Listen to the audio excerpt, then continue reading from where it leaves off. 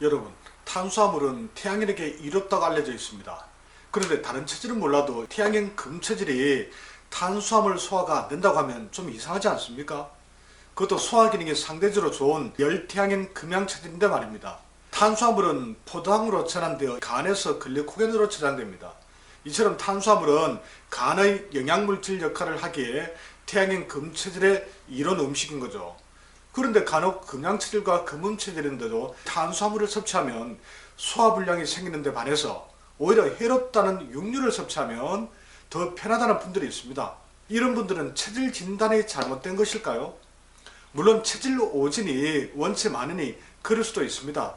하지만 태양인 금체질이 맞는데도 탄수화물 소화가 잘 안되는 분이 간혹 있습니다. 팔체질 나라 네이버 카페에 올라온 사례를 통해서 그 이유를 알아보겠습니다. 최근 몸 상태에 대해 궁금해서 여쭈어 봅니다. 소화가 안 된 지는 좀 오래되었는데 그 정도가 너무 심합니다. 특히 태양인 금체질에 이롭다는 탄수화물 소화가 오히려 더 안 됩니다. 고기류는 그래도 소화가 되는 편입니다. 그런데 탄수화물은 먹어도 속이 항상 더부룩하고 다음 식사까지 배고픈 느낌도 들지 않습니다. 그래서 조금 적게 먹고 천천히 먹고 소화 효소도 활용합니다. 이렇게 해도 약간 도움이 될 뿐 불편함은 여전합니다. 건강검진에서 위축성 위염과 헬리코박터가 나왔습니다. 헬리코박터는 약을 먹고 재균되었습니다. 어찌하면 좋을까요? 탄수화물 소화불량 원인은 다음 이유 때문입니다. 이렇게 한번 해보십시오. 체질의 이론 탄수화물이 부담되는 건 위축성 위염과 헬리코박터 균으로 인해서 위장의 소화 기능에 문제가 생겼기 때문입니다. 열태양인 금양체질은 폐, 비위, 신장, 간의 장부별처럼 비위 기능이 좋은 체질입니다. 하지만 간 장부라고 질병이 안 생기는 건 아닙니다.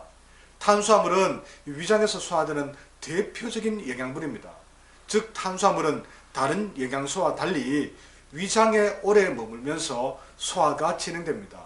이때 대략 몸의 에너지 70% 정도가 위장에 투입되어 2~3시간 정도 소화를 돕습니다. 그래서 기운이 약한 분들은 뇌가 쓸 에너지가 부족해져 식곤증과 피로감이 몰려오기도 합니다.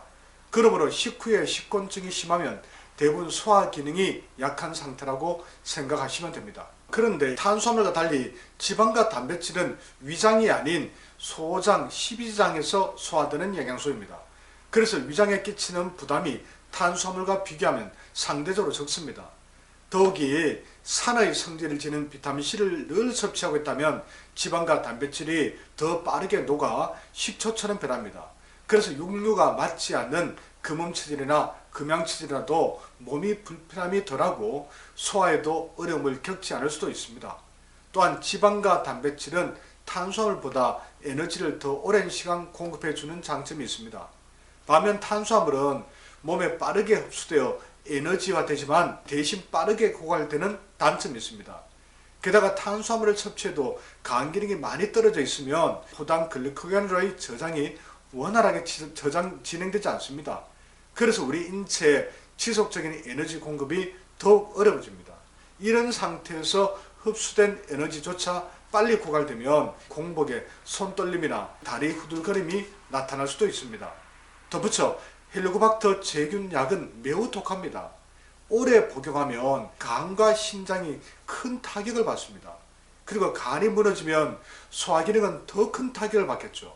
아마 이것도 탄수화물 소화불량이 생긴 한 원인으로 추정됩니다. 그렇다면 누구나 저탄고지 고단백을 하면 질문한 회원과 같은 효과를 볼 수 있을까요? 그렇지는 않습니다. 이 회원은 위축성 위염과 헬리코박터 등으로 소화 기능이 많이 약해진 상태입니다. 이럴 때는 금양체질과 금음체질의 이론 탄수화물일지라도 부담이 될 수 있습니다. 소화 기능이 좋았다면 그런 불편한 문제는 생기지 않았겠죠. 그리고 비타민C를 꾸준히 섭취했기에 쓸개즙 분비를 촉진하고 쓸개즙 역할을 대신하기도 하면서 지방과 단백질을 무난하게 소화할 수 있었던 겁니다. 그럼 이분은 소화 기능 허약과 탄수화물 소화불량 문제를 어떻게 해소해야 할까요? 첫 번째, 음식 섭취는 당분간은 체질을 너무 생각하지 말고 탄수화물과 지방과 단백질을 골고루 섭취하는 게 좋습니다. 두 번째, 영양제는 비타민C는 기본입니다. 그리고 비타민 B군과 블루베리 식초도 3대 영양소인 탄수화물, 지방, 단백질 소화에 모두 도움이 됩니다. 이 셋을 한번 같이 드셔보십시오. 비타민 B9는 열태양인 금양체질에 안 맞지만 이렇게 소화가 안 될 때는 도움이 됩니다. 이후 소화 기능이 좋아진다면 비타민 B9는 더 안 드셔도 되겠죠. 덧붙여 비타민C와 식초는 헬리코박터 제균약의 독성을 중화할 뿐 아니라 치료하는 효과도 있습니다. 또한 약해진 간과 신장 기능을 회복하는 데도 도움이 됩니다. 세 번째, 위축성 위염은 위염이 만성화된 상태입니다.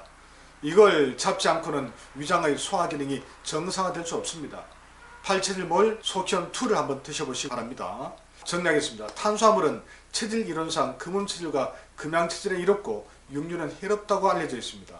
근데 너무 뜻밖에도 정반대 상황을 겪고 있는 분의 사례와 그런 이유, 그리고 이를 해소할 수 있는 방안에 대해서 설명드렸습니다. 다시 한번 드는 생각은 세상에 절대적 진리는 없다는 점입니다. 체질 역시 마찬가지입니다. 그런데도 수학 공식과 같은 틀에 얽매여 있는 분들이 많습니다. 안타까운 일입니다. 마무리하겠습니다. 오늘 내용이 도움이 되셨다면 구독과 공감 꼭 부탁드리겠습니다. 궁금하신 내용은 댓글로 문의 주시면 빠른 시간 내에 답변을 드리겠습니다. 감사합니다.